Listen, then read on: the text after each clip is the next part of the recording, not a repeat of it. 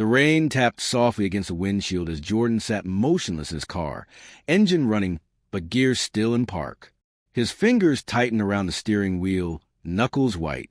The text message from his best friend Leo was still glowing on his phone screen. Come to 43rd and Bennett. You need to see this for yourself. He didn't reply. Didn't need to. He already knew. Something had been off with Melissa for weeks. Late replies. Dodged phone calls. Sudden weekend errands that kept her out until 1 a.m. But every time he brought it up, she had an answer. A warm smile. A kiss that shut down his doubts. A gentle, manipulative, "Baby, don't you trust me?" Trust. What a joke. He stepped out of the car, the cold night air biting at his cheeks as he made his way toward the dimly lit building. His heart pounded louder with every step. Apartment 3C. Leo had left the door cracked open. Inside, the scent of cheap wine and expensive perfume clung to the air. A trail of clothes, Melissa's red dress, a man's black button-up, led toward the bedroom. He didn't knock, didn't shout, just walked in, each footstep echoing like a countdown to the end of everything. The door creaked open. There they were. Melissa, her long brown hair tangled, eyes wide in disbelief, and some shirtless guy scrambling to cover himself up, looking like a deer in headlights. Jordan said nothing, just stood there, breathing. Melissa gasped. Jordan, wait, it's not what it looks like. He laughed bitterly. Really? Because it looks like you're cheating on me in our bed. The guy started to speak, but Jordan raised a hand. Don't. Just don't. Without another word, he turned around and walked out. 2 days later, Melissa showed up at his apartment in the rain. No umbrella, no makeup. Mascara had left black stains down her cheeks, and her hands were trembling as she knocked. Jordan opened the door, silently. She didn't wait. She dropped to her knees on the welcome mat, clutching his jeans with desperate fingers. Please, Jordan, please don't walk away from us.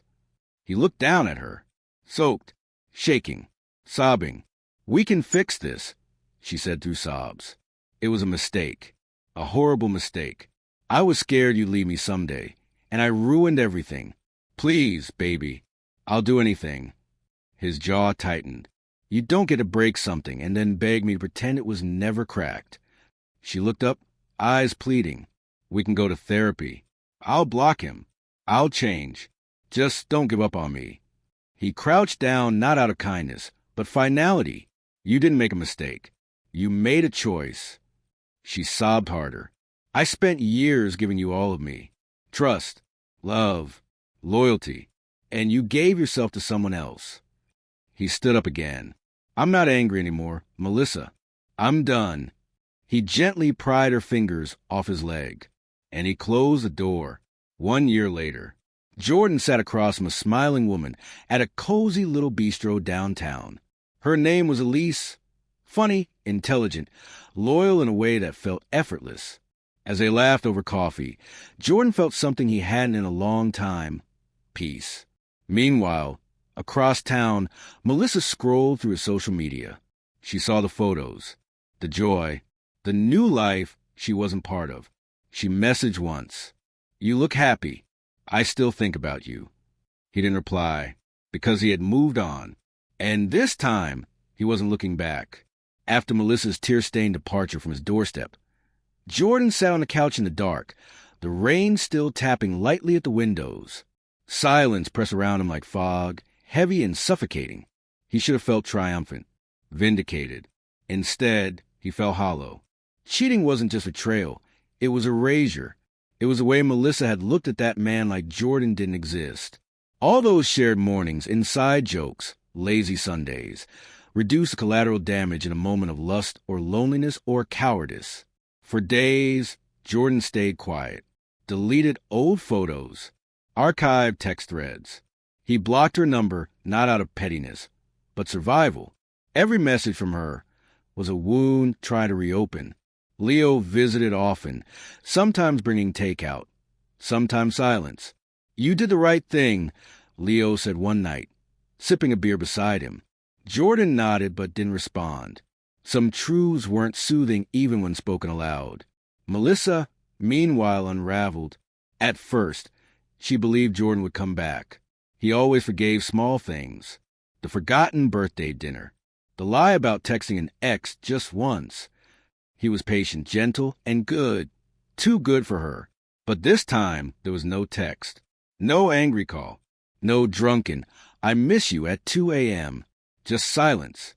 Deafening, punishing silence. She reached out to friends. Some responded with confusion. Others with judgment. "What did you expect?" Her sister said flatly over the phone. "He adored you, and you destroyed him." Melissa stopped eating. Stopped sleeping. She messaged him from new numbers. Created fake profiles just to see if he'd block those two. He did. The other man? Gone. The moment Jordan caught them, he disappeared, leaving Melissa alone with the consequences of a temporary thrill. It wasn't just Jordan she lost. It was everything that came with him. The future, the stability, the belief that someone could love her despite all the cracks in her soul. Now those cracks were canyons. Jordan started therapy 3 months later.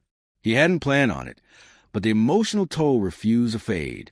He wanted to understand not just Melissa's betrayal, but why he'd ignored the red flags. Why his love had become blind devotion. "It wasn't your fault," the therapist said gently, "but your healing is your responsibility now." Jordan worked hard. He went back to the gym, took long walks, started reading again, and eventually he joined a local photography group, rediscovering a hobby he'd abandoned in the relationship. That's where he met Elise. She wasn't dazzling in a showy way. She didn't flood him with affection too early. She was calm, curious, kind. She never made him guess where he stood. They began as friends, real friends. Then came the long conversations, the lingering glances, the first date where she showed up 10 minutes early because, she said, "I didn't want to keep you waiting." It was such a simple gesture, but to Jordan, it felt revolutionary. 6 months into his relationship with Elise, Jordan received a letter, handwritten, no return address. But the penmanship was unmistakable. "Jordan, I've written this 100 times and burned every version. This one, I'm sending because I need you to know I'm sorry. Not just sorry for cheating, but for breaking something I didn't deserve to hold. You loved me in a way I was never ready for. I thought I could escape my fears by running into someone else's arms. But I only lost the one person who ever made me feel truly safe. I hope you're happy, even if it's not with me. Melissa **. Jordan folded the letter carefully and set it on the table. He didn't cry. He didn't smile either. He simply felt nothing, because healing isn't always loud. Sometimes it's the absence of pain where it used to live. A year to the day after breakup, Jordan ran into Melissa at a bookstore. She was thinner, paler. The weight of regret sat heavy in her eyes. They locked eyes for just a moment. She opened her mouth. He gave her a single nod and walked past.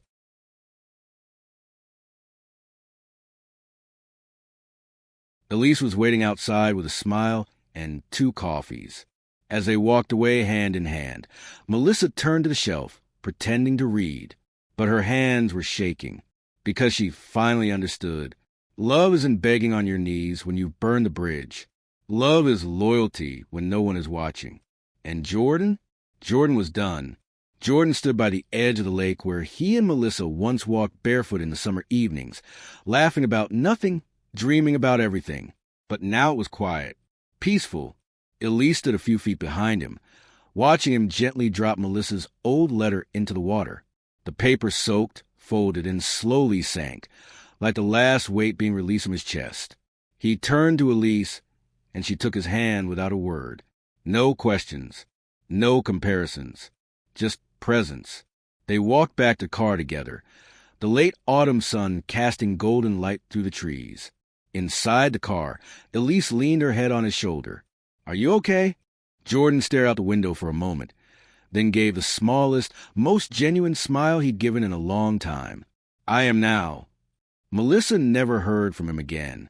No messages, no calls, no chance. Her tears, apologies, and late-night regrets dissolved into the same silence she had once taken for granted. And Jordan? He didn't just survive. He grew. He healed. He loved again with someone who never made him question his worth. Because forgiveness is a gift. But trust? That's never owed again once it's broken. And sometimes the strongest thing you can do is walk away without turning back. Done means done.